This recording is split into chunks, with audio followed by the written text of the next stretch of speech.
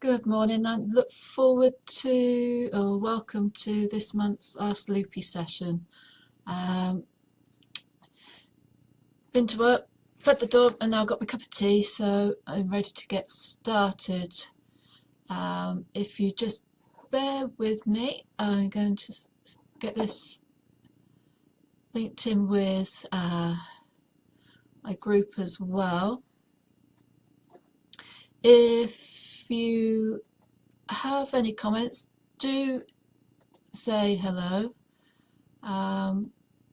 Let's share in a group. That's it. I'll try and keep up with them as I go. I'll try and keep up with the comments in the group as well. I may have to do that once the session is over. Just get in my other group. There we are.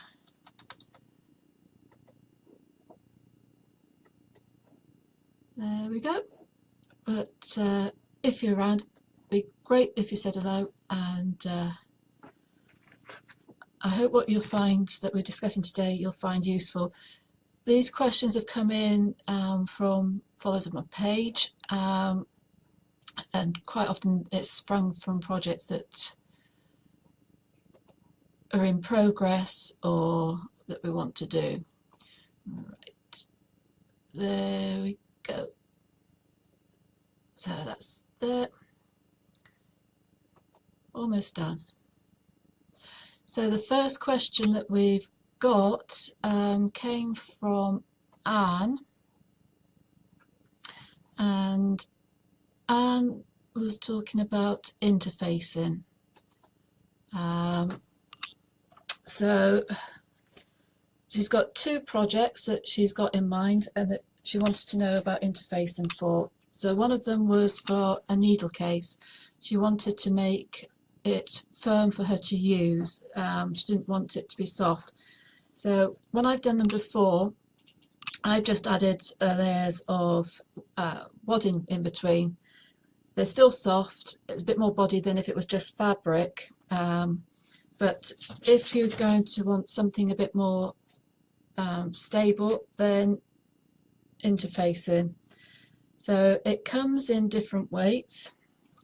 So this will be a light one, though this one actually is quite substantial for a light one. I have seen them finer than that. We've got a medium one, which has obviously got more body, and then you've got a heavyweight one. And as you can see, it's a lot firmer than the others.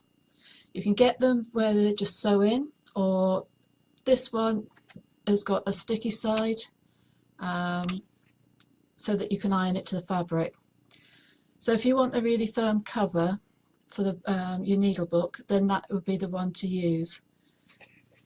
You can sew through it, but because it's quite thick, it makes the seams bulky. So what I would suggest is that you cut it to go within your seam allowance, so that you're able to turn it through effectively. And also where the book opens, if you leave a gap in the back, then that will help as well. Otherwise it makes it quite stiff down the back and you don't get a good fold. So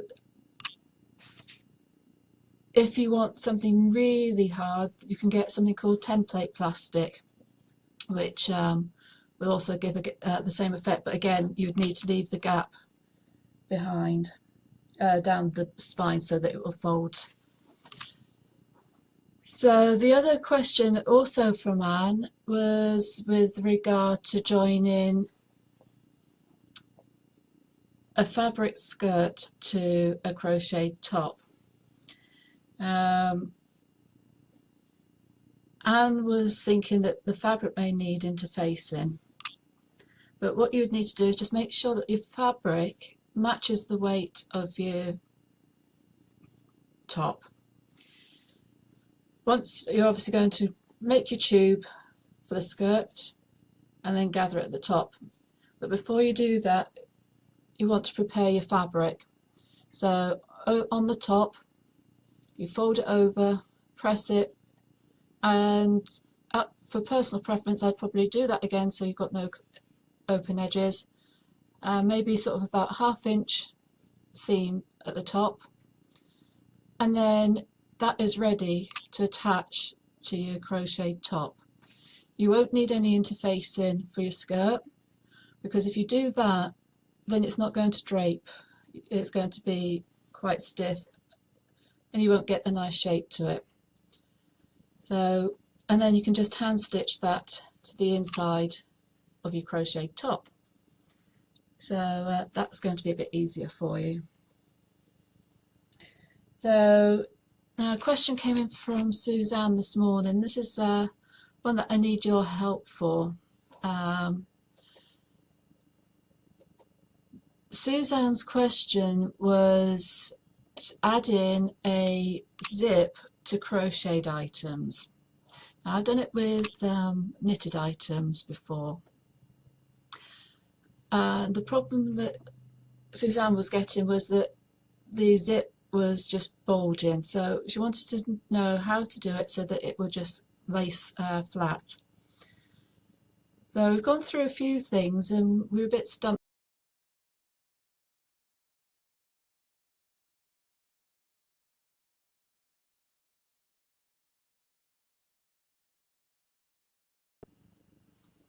Oops, sorry about that. We had a bit of an interruption in the wireless then.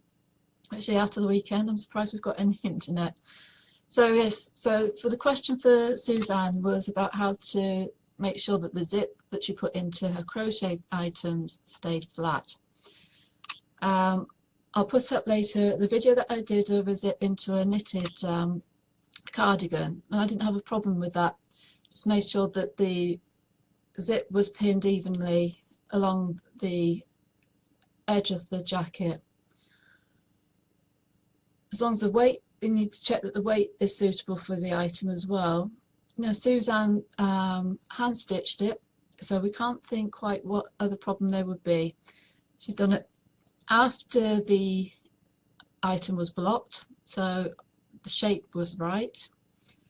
If anybody has any ideas of how to help, do let me know and I'll pass it on to Suzanne, and we'd be very grateful for your input on that. So I put up also, go on the website later, a tip for trimming fabric, so hopefully you find that one interesting too. At the moment in our class we've got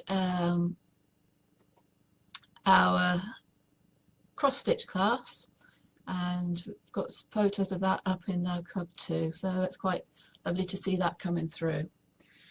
There is still time to come and join us if you want to. Don't forget that 50p for each one or each place that is taken. There is a donation that goes to Teenage Cancer Trust as well. So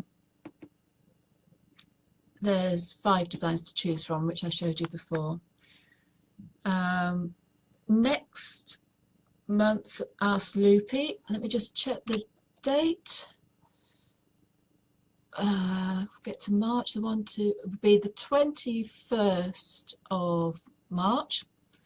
Any questions, either add a comment to here or message me. If I need to do videos, the more time that I've got, the easier.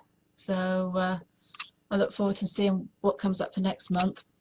And then don't forget there is a giveaway. There's a pin post at the top of the page. I did a tutorial at the weekend video demonstrating 2 different ways to make glasses cases. So one is the simplest one, just prepare your layers of fabric, stitch, and you've got your seams there. And one is a fully lined example. So these are surplus to requirements because I never remember to use them. So if you look at the pin post, sign up to the Create with Loopy newsletter, and there'll be 2 winners picked at random on the 1st of March. So I look forward to doing that. So enjoy the rest of your day. I hope you find some of those questions useful. Any tips that you can give us, gratefully received, and I'll pass those on. Enjoy the rest of your day, and I'll speak soon.